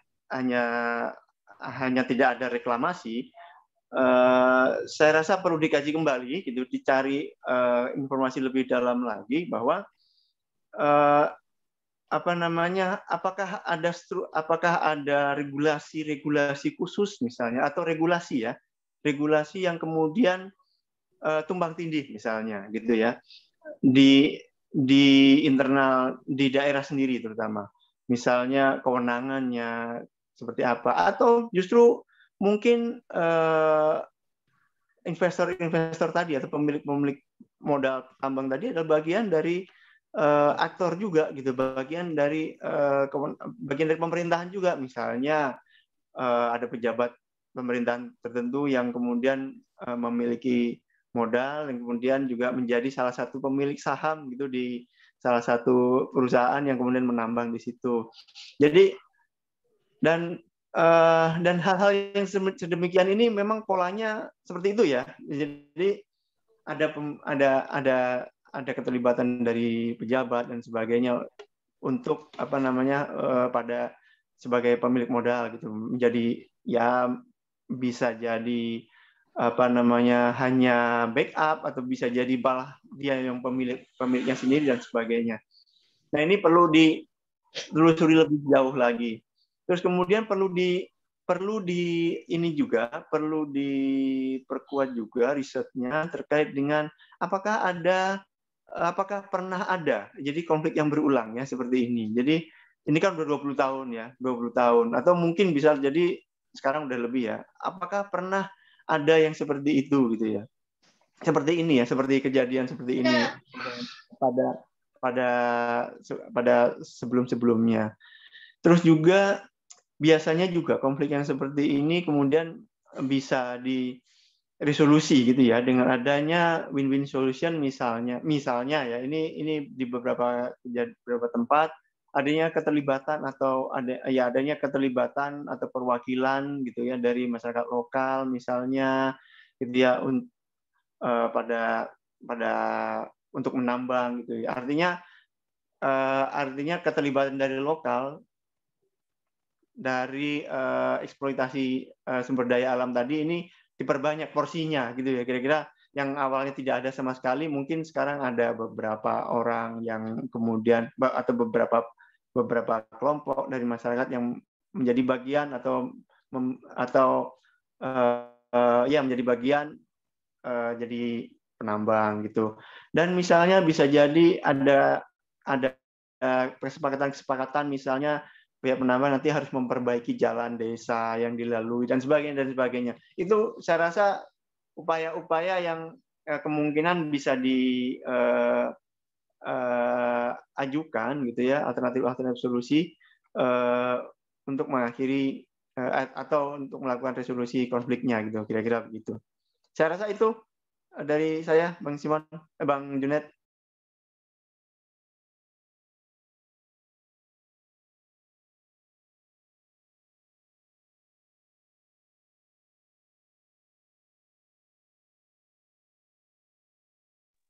Masih mute kah?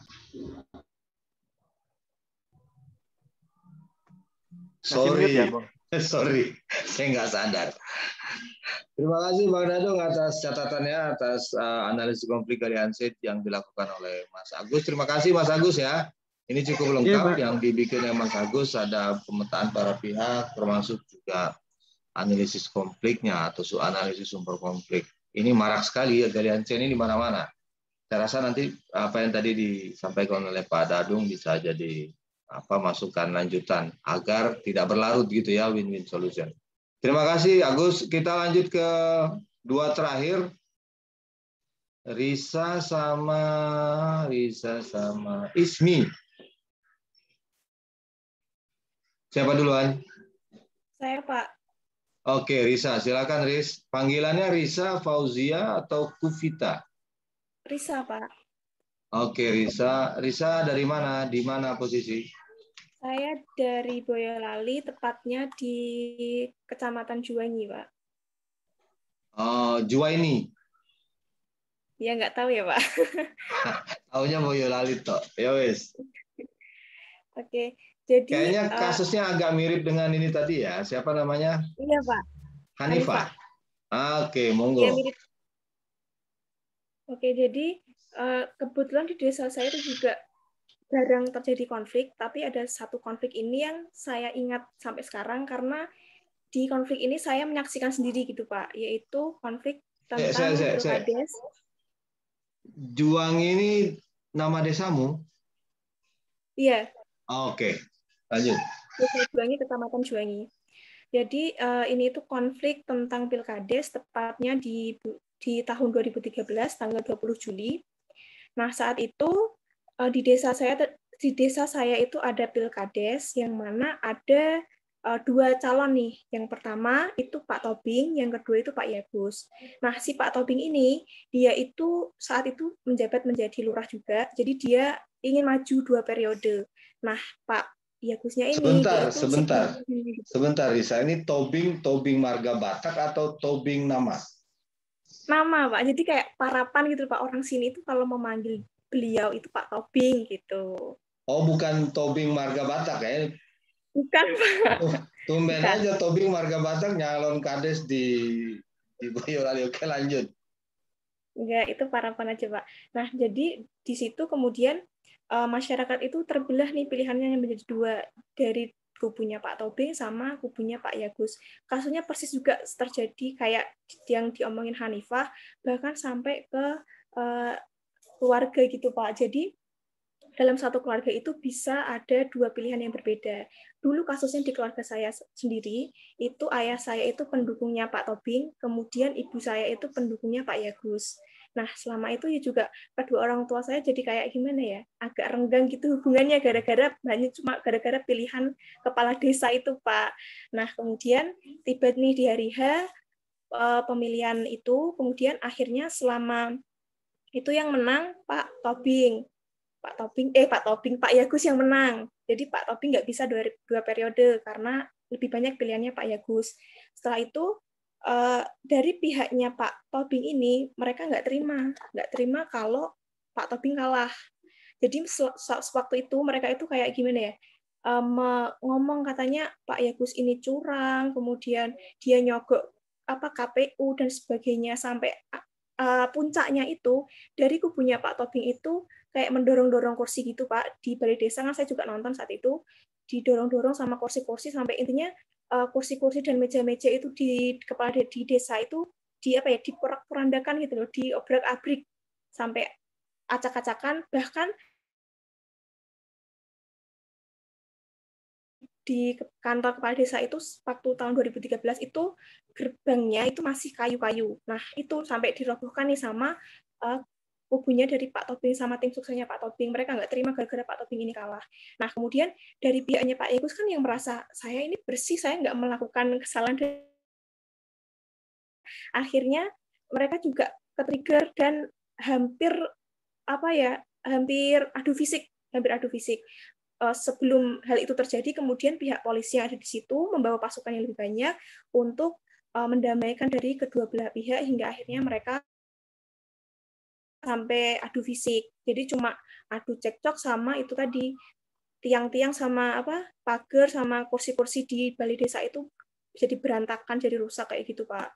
Nah, kemudian untuk identifikasi konfliknya, isu konflik. Nah, berdasarkan apa yang saya sampaikan tadi, maka dapat disimpulkan bahwa konflik ini itu merupakan konflik politik. Kenapa? Karena dari konflik itu dapat dilihat adanya kepentingan dari masing-masing kubu yang menginginkan kemenangan atas pencalonannya sendiri. Jadi Pak Tobing pengen menang, Pak Yagusnya juga pengen menang. Nggak ada yang pengen kalah. Semuanya pengen menang. Tapi kan nggak bisa, hanya satu yang bisa menang.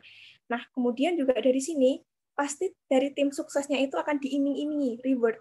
Seandainya saya menang nih, nanti kamu bakal saya jadikan perangkat desa. Kalau saya menang, kamu saya kasih bonus sekian-sekian. Makanya dari setiap masing-masing tim sukses itu benar-benar berusaha semaksimal mungkin. Pokoknya gimana caranya harus calon saya yang menang. Karena apa? Kalau di desa itu Pak, money politik itu sangat amat ngeri gitu. Jadi satu orang itu bisa dikasih uang sampai 200.000 untuk memilih si pencalonnya. Kayak gitu. Kalau di desa saya itu seperti itu Pak. Benar-benar kalau pemilihan lurah itu jor-joran uangnya sampai harus jual ini jual itu. Bahkan ada kasus juga sampai bunuh diri gara-gara kalah pilkades. Kemudian untuk pihak yang terlibatnya, yang pertama adalah securitizing actor, yaitu pihak yang memainkan isu. Ini adalah mereka dari tim sukses dari masing-masing calon kepala desa. Jadi mereka tim suksesnya ini mereka memiliki peran yang sangat besar untuk menggerakkan massa dalam menyebarkan hoax. Supaya ini loh, jadi kayak nyebarin hoax itu loh. Jadi katanya Pak Yagus ini dia nyogok kepala KPU-nya dan sebagainya sampai bisa dia menang. Yang kedua adalah functional actor, yaitu aktor yang berusaha mempengaruhi apa yang dilakukan oleh security actor, yaitu kepala desa. Jadi calon kepala desa ini mereka bisa dalang di balik si penyebar isu tadi, di balik si tim suksesnya. Karena apa ya, diiming-iming itu tadi, pokoknya kalau saya menang nih kamu saya kasih ini, kalau saya menang kamu saya jadikan ini. Makanya tim suksesnya itu benar-benar sangat mengusahakan gimana harus menang. Yang ketiga adalah vulnerable group, yaitu kelompok yang menerima mentah-mentah tentang isu yang berkembang, yaitu masyarakat luasnya. Karena masyarakat ini kan nggak tahu beritanya nih, Pak Yagus ini sebenarnya dia curang atau enggak, kan masyarakat luas ini nggak tahu. Ya mereka namanya orang lagi panas ya kan, situasi politik itu kan pasti panas. Lagi panas, malah ada sampai isu seperti itu, desas-desus seperti itu, kemudian sampai bahkan dari masing-masing buku itu kayak lempar-lempar kursi dan sebagainya, ya mereka pasti terbawa suasana ikut emosi, ingin ikut berantem juga akhirnya seperti itu. Akhirnya masyarakat justru yang menjadi bonekanya yang harus berantem dan sebagainya. Nah, untuk sumber konfliknya ini terjadi karena adanya trigger atau pemicu, yaitu kejadian tiba-tiba yang menyebabkan terjadinya konflik. Kejadian tiba-tiba ini adalah reaksi dari timnya Pak Tobing yang teriak-teriak katanya curang dan sebagainya, kemudian sampai melempar kursi, merobohkan tiang-tiang yang ada di sekitar balai desa. Tapi konflik ini akhirnya dapat diredam dengan adanya pihak kepolisian yang datang untuk melerai, kemudian di hari itu juga diselesaikan, diomongkan baik-baik lah, hingga akhirnya lambat laun, mungkin nggak hari itu juga selesai, tapi lambat laun masyarakat itu bisa menerima kemenangannya Pak Yagus. Dan sampai sekarang juga alhamdulillah nggak ada konflik yang sampai harus mendatangkan polisi seperti saat itu, Pak. Udah, Pak. Baik, terima kasih Risa. Sama dengan Hanifah ya, kasus konfliknya adalah konflik politik. Triggernya juga pemicunya juga sama. Ya, bukan akselerator juga sama. Kalau Hanifah fitnah gitu ya. Tapi kalau ini tidak terima, dia kalah. Kalau mungkin juga agak mirip dengan Hanifah juga sama, tidak terima kalah, tapi yang lebih mengemuka yang disampaikan oleh Risa, kubu satu atau tim suksesnya Pak Tobing itu nggak terima bahwa dia kalah. Memang betul sih, dalam kompetisi nggak ada orang mau kalah, semuanya mau menang. Tapi kalau nggak ada yang kalah ya bukan kompetisi namanya. Gitu ya. Terima kasih sudah menuliskan dengan baik, ada securitizing actor-nya sampai vulnerable group, ya masyarakat yang menjadi yang terdampak ya, masyarakat secara umum. Berarti 2013 kasusnya, saat itu kamu masih SMP? Iya, saya SMP, Pak. Tapi saya suka nonton gitu sampai sekarang, Pak. Oke, sama tadi juga Gumilar tahu Nia ya, Kurniawati, kasus Gumilar dan Wawan 2014, berarti masih SMP, masih ingat sampai sekarang. Dan terima kasih teman-teman masih ingat kasus ketika SMP dulu ya, bisa di refresh lagi. Nah saat itu ada hubungan nggak antara dua orang ini dengan faktor struktural. Si Tobing dan Yagus ini ada hubungan dengan elit politik yang lain nggak? Ke atasnya mereka ini siapa? Tadi tingkat kabupaten atau provinsi? Oh enggak sih Pak, soalnya kalau Pak Yagus ini dia itu kan pengusaha Pak, dia itu backgroundnya sebenarnya nggak politik. Dia nggak ada background politik. Berarti mereka ini nggak ada hubungan patron tertentu terhadap atau patron tertentu dengan elit politik yang lebih atas gitu, misalnya tingkat kabupaten atau kota atau provinsi, nggak ya? Jadi memang terlokalisir hanya di desa itu saja. Iya Pak. Nah pertanyaan lanjutannya, bagaimana hubungan antar masyarakat desa khususnya timnya Tobing dan Yagus sampai saat ini? Ini kan udah 6-7 tahun yang lalu ya. Harmoni nggak mereka? Atau masih tetap gontok-gontokan? Ya paling kalau secara kalau saya lihat langsung kan saya nggak tahu ya Pak. Mungkin kalau ada perasaan nggak suka itu namanya manusia ya Pak. Pasti ada perasaan tetap nggak suka gitu. Soalnya kemarin 2019 kan pemilu lagi. Itu Pak Tobing itu nyalon lagi, Pak Yagus juga nyalon lagi. Cuman yang itu nyalon ada 5. Jadi nggak begitu bersih tegang seperti di tahun 2013 Pak. Jadi kalaupun misalnya timnya Pak Yagus ya tetap yang benar-benar Pak Yagus lovers itu tetap dukung Pak Yagus, Pak Tobing lovers tetap dukung Pak Tobing gitu. Cuman nggak sampai bentrok adu mulut, nggak terima seperti saat itu Pak.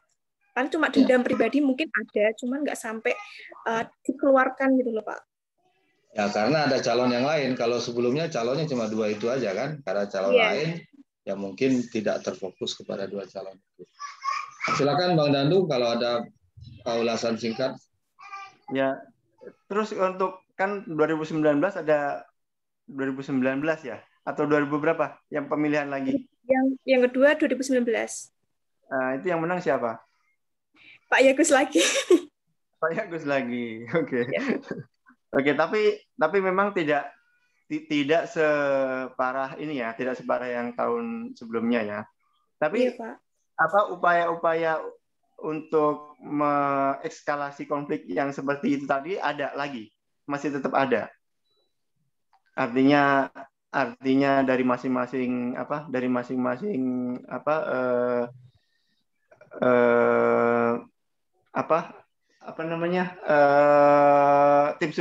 tim ses gitu ya, dari masing-masing tim ses tetap isu yang dibangun itu ya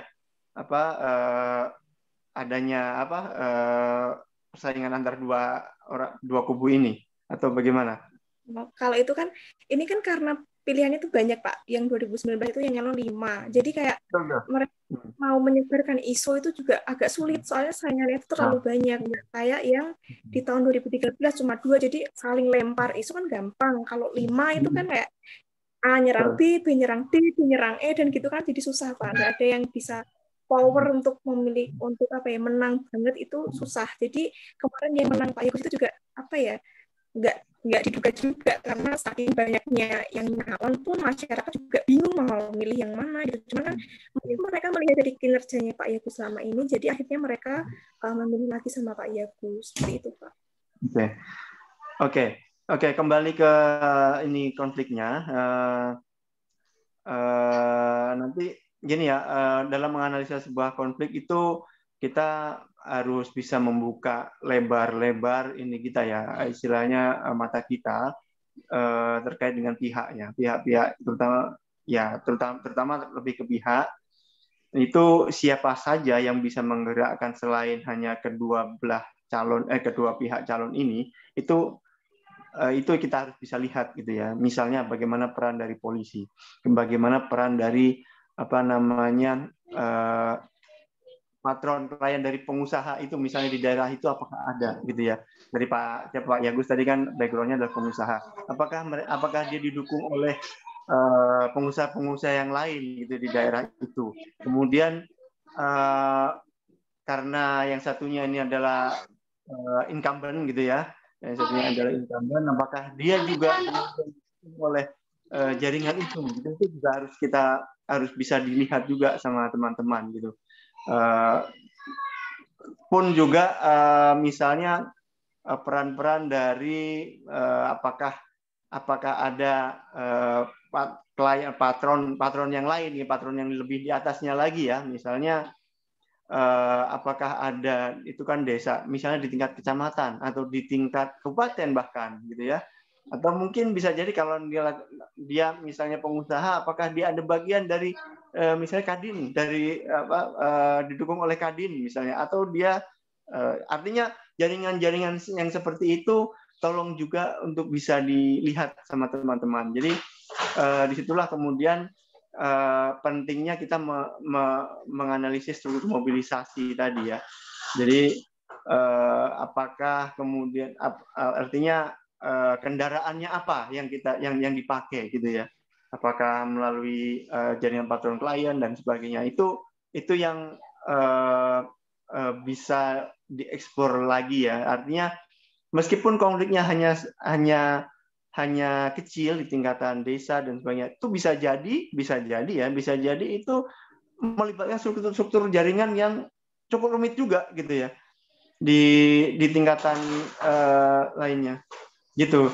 Jadi itu ya yang jadi masukan saya. Tolong nanti mungkin bisa di riset lebih jauh lagi gitu ya untuk pemetaannya. Makasih Bang Simon. Bang Junet. Terima kasih Bang Dadung. Terakhir Ismi, kita punya waktu kurang lebih 5 menit lagi. Nanti kita masuk lagi ke ruang utama untuk wrap up lah ya. Ismi Reza Muhammad. Iya Pak. Silakan. Panggilannya siapa ini? Ismi apa Reza? Reza Pak. Reza. Sorry, saya kira tadi cewek karena kamu nggak ada videonya dari tadi. Silakan Reza. Ya Pak, tapi mohon maaf Pak, kalau sepertinya analisis saya itu ada yang banyak yang salah sih Pak. Nggak apa-apa, kan kita hidup untuk salah, nanti bisa dibenerin. Bismillahirrahmanirrahim. Silakan sambil disampaikan, silakan dimulai. Ya, Pak. Saya lagi buka file ya. Saya mengambil konflik itu yang kemarin pas awal COVID-19 baru awal-awal masuk ke Indonesia. Karena di desa saya sendiri, Desa Kalimati, Kecamatan Sesi, Kabupaten Pekalongan itu hampir 5 tahun sampai 10 tahun kebelakangan itu jarang ada konflik baik antar pemuda, antar desa maupun konflik antar dengan pemerintah ataupun antar masyarakatnya.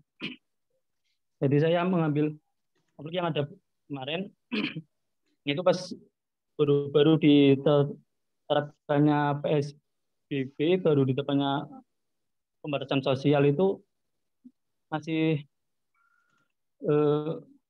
kan setiap gang di desa saya itu banyak yang di portal dan akhirnya masyarakat pun dibatasi kegiatannya bagi ibadah, bekerja, dan tidak berbolehkan menganu kerumunan, menimbulkan kerumunan. Yang membuat konflik waktu itu adalah para tokoh dari desa sendiri, tokoh agama yang ingin menghendaki adanya peribadahan seperti sholat Jumat, dan akhirnya tetap dilaksanakan sholat Jumat, namun pada akhirnya pun dibubarkan oleh aparat Satpol PP di desa, dan akhirnya itu pun membuat ricuh antara Satpol PP dan para kaum muslimin yang sedang sholat Jumat tersebut, meskipun akhirnya tidak bisa dilaksanakan sholat Jumat, dan itu pun berlanjut sampai pada bulan puasa, di mana dari aparat desanya sendiri itu tidak memperbolehkan adanya sholat tarawih, tapi masyarakatnya tetap ingin melaksanakan sholat tarawih, dan akhirnya terjadi lagi ketika ada patroli malah dibubarin lagi, dan akhirnya ada cekcok mulut lah antara tokoh agama dan masyarakat dan Satpol PP yang menertibkan sholat tersebut. Masyarakat beralasan bahwa ya banyak yang mengatakan bahwa ibadah ya lebih penting daripada, dan pasti belum percaya corona, sementara Satpol PP-nya lebih ke karena tidak Karena sudah dari atasan sudah disuruh, akhirnya tetap melaksanakan pembubaran tersebut. Dan ketidakpercayaan terhadap pemerintah akhirnya pun ditambah lagi dengan resepsi pernikahan yang dilaksanakan oleh salah satu saudara dari kepala daerah, di mana kepala daerah bisa melaksanakan resepsi pernikahan, sementara masyarakat yang biasa yang tidak ada kaitannya dengan aparat desa tersebut ataupun mungkin bukan dari golongan atas malah tidak diperbolehkan, tidak diberi izin, dan itu malah menimbulkan kericuan di masyarakat, di mana masyarakat mulai merasa resah karena seperti ada pembedaan dari pemerintah tersebut. Lalu akhirnya karena semakin lama semakin keruh, dari desanya pun memutuskan untuk mengambil jalan mediasi akomodasi antara tokoh masyarakat dan beberapa masyarakat untuk dipertemukan di balai desa. Dan di sana mereka bermusyawarah untuk menemukan jalan keluar dari konflik yang sedang dijalani. Akhirnya pemerintah desanya sedikit melunak karena kalau tidak pasti bakal terjadi kericuan karena tokoh agamanya agak sedikit kolot untuk tetap melakukan kegiatan seperti peribadatan sholat Jumat, sholat tarawih, dan selamatan tahlilan seperti itu. Setelah bermusyawarah akhirnya ditemukan untuk bahwa tetap melakukan ibadah tapi hanya dibatasi beberapa orang dan sudah diberikan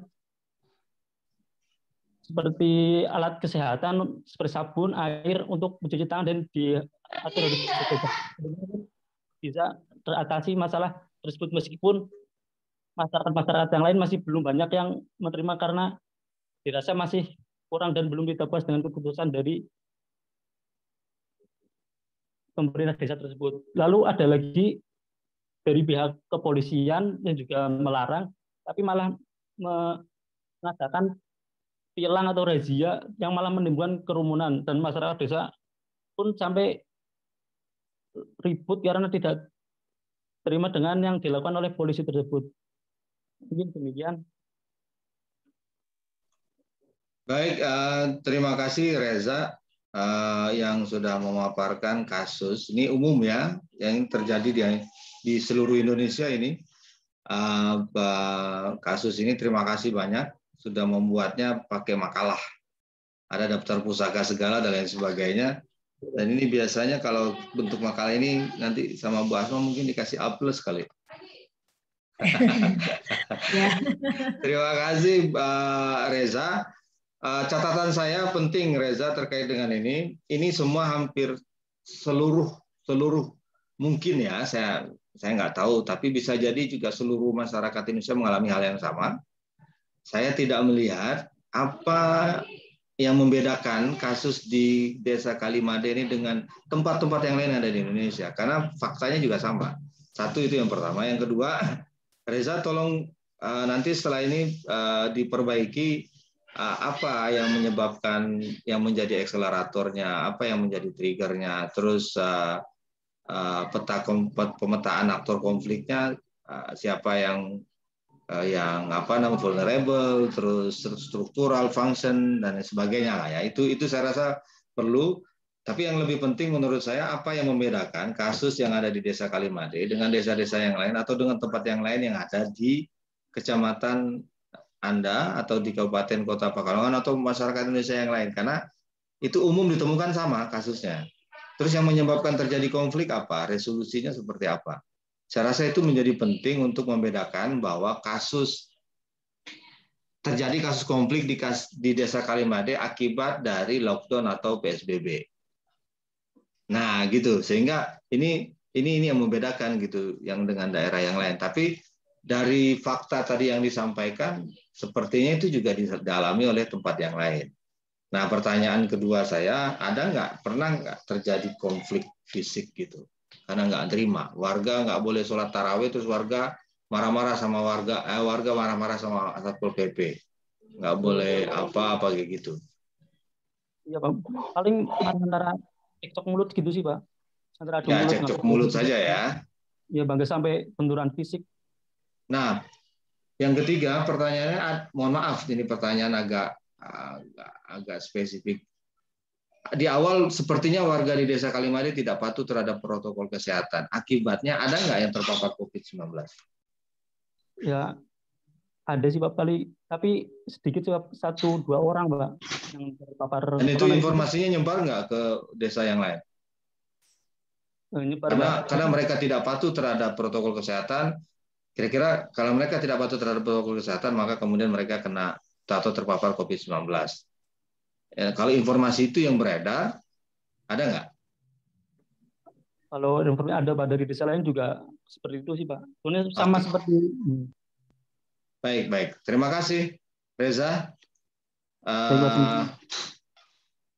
Kita sudah didatangi Bu Asma. Sepertinya kita sudah harus selesai, dan alhamdulillah kita sudah selesai. Terima kasih teman-teman sekalian. Kita videonya dong, kita foto. Ini grup satu-satunya grup yang nggak ada fotonya. Mana ini? Coba videonya. Risa, Pak Dadung, Agus, Elsa, Wiji, Agus, Novian, Cynthia.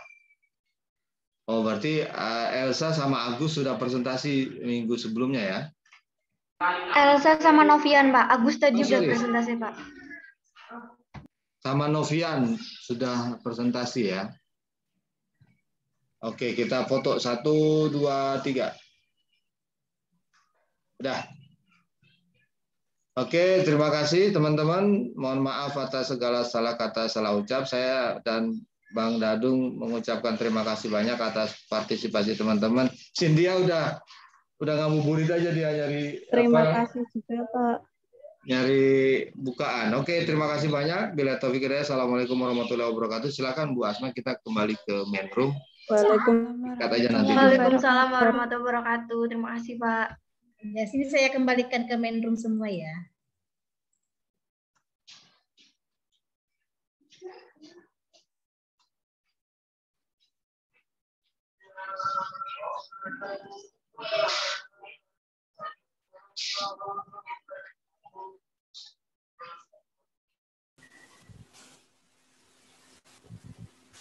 Bagaimana untuk pertemuan? Gimana? Silakan Bu. Ya. Oke, udah kembali semua, Bu Asma. Ya, sudah kembali semua, Bang. Oke, baik, langsung ya kita teman-teman sekalian, terima kasih banyak atas partisipasinya pada hari ini, luar biasa, khususnya di kelompok 1 sampai kita paling telat ini. Mohon maaf sebelumnya telat 15 menit karena kita mulai juga telat ya, jam 12.14. Jadi pas lah 1 jam, jam 15.15 tadi kita mulai. Jadi pas sekitar kurang lebih 2 jam dengan saat ini jam 17.17. Terima kasih banyak atas partisipasinya teman-teman sekalian di kelompok masing-masing ini. Saya rasa bagi kami juga pengalaman yang berharga, juga bagi teman-teman. Tentu ada catatan dari masing-masing fasilitator atas apa yang sudah teman-teman buat, teman-teman bikin terkait dengan pemetaan konflik di tempat masing-masing. Ada yang sama, ada yang berbeda, ada yang mirip. Tapi overall keren, luar biasa, teman-teman sudah bisa melakukan pemetaan konflik. Nah, saran saya, catatan dari setiap fasilitator di kelompok masing-masing, khususnya terkait dengan item-item pemetaan konflik yang kira-kira belum lengkap, tolong dilengkapi. Terus yang kedua terkait dengan informasi-informasi yang perlu validasi dan verifikasi, itu penting untuk dimasukkan karena kenapa? Itu terkait dengan informasi dan data. Itu harus valid dan harus valid walaupun tidak faktual, tidak masalah. Harus valid dan harus bisa diverifikasi sehingga ketika misalkan suatu saat teman-teman membuat analisis konflik atau pemetaan konflik dan dirilis ke publik, itu bisa dipertanggungjawabkan. Gitu ya, apalagi kita mahasiswa paling tidak bisa dipertanggungjawabkan secara ilmiah. Tadi di kelompok 1 ada yang kasusnya dialami oleh keluarganya sendiri, saya tidak perlu sebutkan, dan punya tantangan sendiri agar 2 kelompok itu bisa berdamai satu dengan yang lain. Saya rasa begitu Bu Asma untuk overview kita. Nanti kita akan bahas lagi di minggu depan atau 2 minggu lagi. Nah, Terima kasih sekali lagi ya teman-teman fasilitator, Bang Rio, Bapak Pendeta, Bapak Muharto, dan Bang Simon, Bu Nur, Bang Julius, dan lain sebagainya. Terima kasih banyak Pak Haji dan Bu Asma. Nah, ini untuk minggu depan. Bagaimana teman-teman? Minggu depan itu tanggal 14. Tanggal 15, hari Sabtu. Sepertinya masih nuansa Lebaran. Kami sih TP mana-mana saja, kalau mau pelatihan oke, libur juga oke. Libur aja, ya. Libur aja. Libur aja ya. Libur Pak Bu. Libur Pak. Oke. Apalagi ada yang nggak mau libur. Di Jawa itu kan ada Lebaran Ketupat. Habis Lebaran juga ada Lebaran Ketupat itu 1 minggu. Iya, soalnya saya nggak kemana-mana ini Bu Asma, jadi di rumah aja. Ini di Semarang aja ini. Oke, Anastasia gimana? Mau libur apa enggak? Mic-nya, mikrofonnya belum. Persetujuan sama yang lain juga aja, Pak. Oke, kita sepakati aja besok minggu depan libur ya. Ya, Pak. Pak. Masih nuansa Lebaran, masih silaturahmi, tapi jangan lupa prokes, jaga 5M. Kalau di Depok itu keluar kelurahan aja harus bawa SIKM Bu Asma, surat izin keluar masuk kelurahan. Jadi kita mau mancing ke pemancingan di samping susah sekali. Nah, mudah-mudahan di tempat teman-teman aman ya, di tempat kita semua aman. Terima kasih banyak. Kita ketemu lagi 2 minggu yang akan datang, berarti tanggal 22 untuk materi selanjutnya, yaitu terkait dengan resolusi konflik kalau nggak salah. Terima kasih banyak atas partisipasi kita pada sore hari ini. Tetap jaga kesehatan, jaga protokol kesehatan, dan semoga ibadah kita menjadi lebih baik, khusus bagi teman-teman yang menjalankan ibadah puasa. Mudah-mudahan kita dapat Lailatul Qadar di 10 hari terakhir ini. Amin. Semoga Bapak Pendeta bisa mendoakan kita dapat Lailatul Qadar. Amin. Saya rasa begitu dari saya, Bu Asma. Billahi taufik wal hidayah. Assalamualaikum warahmatullahi wabarakatuh. Saya kembalikan ke Bu Asma dan Pak Haji. Waalaikumsalam warahmatullahi wabarakatuh. Terima kasih Bang Junet, dan terima kasih Bapak Pendeta, Bang Muhar, Bang Julius, Bang Simon, Bu Nur, yang tadi telah membersama kita Mas Aji dalam proses hari ini. Dan tadi seperti yang Bang Junet katakan bahwa minggu depan kita libur, dan kami berharap teman-teman mahasiswa selain silaturahmi ke rumah masing-masing atau ke kerabat, bisa juga sembari memperbaiki tugas-tugasnya. Jadi yang mungkin belum terang, belum jelas identifikasinya, itu masih bisa diperbaiki untuk perbaikan ya untuk minggu depan. Terima kasih atas semuanya. Selamat berbuka puasa. Dan mudah-mudahan kita mendapatkan barokahnya pada hari ini. Terima kasih, karena waktunya sudah sempit, saya langsung saja tutup pertemuan kita kali ini dengan ucapan Assalamualaikum warahmatullahi wabarakatuh. Waalaikumsalam warahmatullahi wabarakatuh. Selamat siang, selamat sore, dan warahmatullahi wabarakatuh. Untuk kelompok 1 semuanya saya kasih A. Wah, mantap. Terima kasih, Pak. Pak Haji belum tentu A loh ya. Baik, dadah. Assalamualaikum. Dadah. Sampai ketemu 2 minggu lagi ya. Salam buat keluarga dan selamat berlebaran. Assalamualaikum warahmatullahi wabarakatuh. Selamat Idul Fitri. Ya, selamat Idul Fitri. Izin wal faizin Pak Bu. Sama-sama. Mas Dadung, terima kasih tadi sudah bersama kita juga. Iya. Mohon maaf, tadi telat soalnya.